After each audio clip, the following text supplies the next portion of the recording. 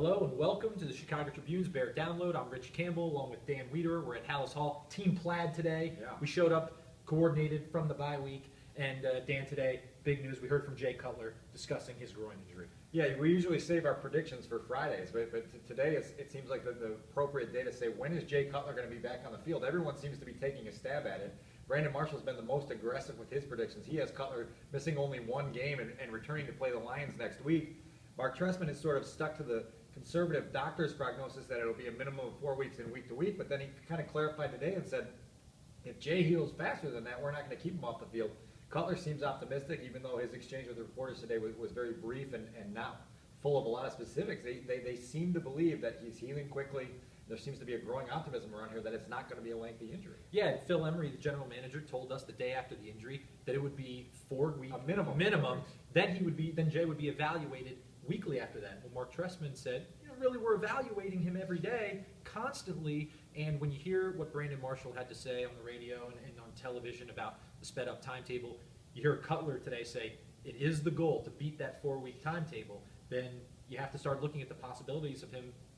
Could he be back for this Lions game? Could he be back for the Ravens game after that? Right. And what's very interesting is you asked the question today as well. How do you sort of go about this recovery aggressively without pushing it to a point where you become susceptible to re-aggravating it? And so that's one of the things Cutler is going to have to watch, and it's the guys around him that will probably have to watch it more so. It's the doctors and trainers that sort of have to be that yellow and red light for a guy, because he's going to put his foot to the pedal and try and get this thing as fast as possible. And it's those other people that have to say, hey, let's slow this down a bit because we can't risk losing you for an extended period. Right, yeah. My previous job covering the Redskins and Robert Griffin all summer, this is the exact storyline. You had the Adrian Peterson with me, same thing. Right, so you have the player that's pushing this timeline, and it's up to the people around him to be smart, almost protect them from themselves. And it's just a matter of what Jay can do in his rehab. And like you said, he withheld all the specifics. He doesn't want to get into the minutia, and it's probably a smart move because it opens it up to much more speculation and second guessing when he finally comes back. He did say pain-wise this was the most significant injury he's had since he's been here, obviously surpassing the broken thumb that he had a few years ago.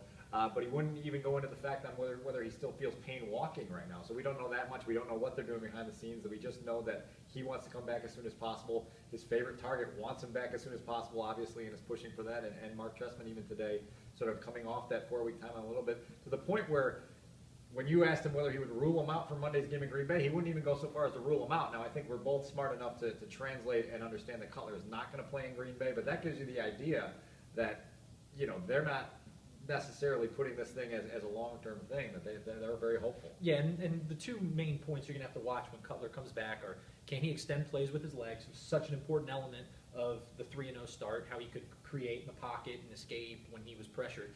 And can he drive the ball? Groin is a part of the core muscle, and Jay's got such good arm strength. He throws with such trust in his receivers because he believes in his ability to get the ball there. We'll have to see if he still has that arm strength and velocity. Yeah, and there's the comfort level, too, Yeah. of just making sure that you're not thinking about the injury and sort of missing other things you need to see as a quarterback. Yeah, so the quarterback watch is on. We'll resume it Thursday when the Bears get back to practice. They'll have the day off on Wednesday. And for Dan Wiederer, I'm Rich Campbell. Stay tuned to ChicagoTribune.com for more updates throughout the week.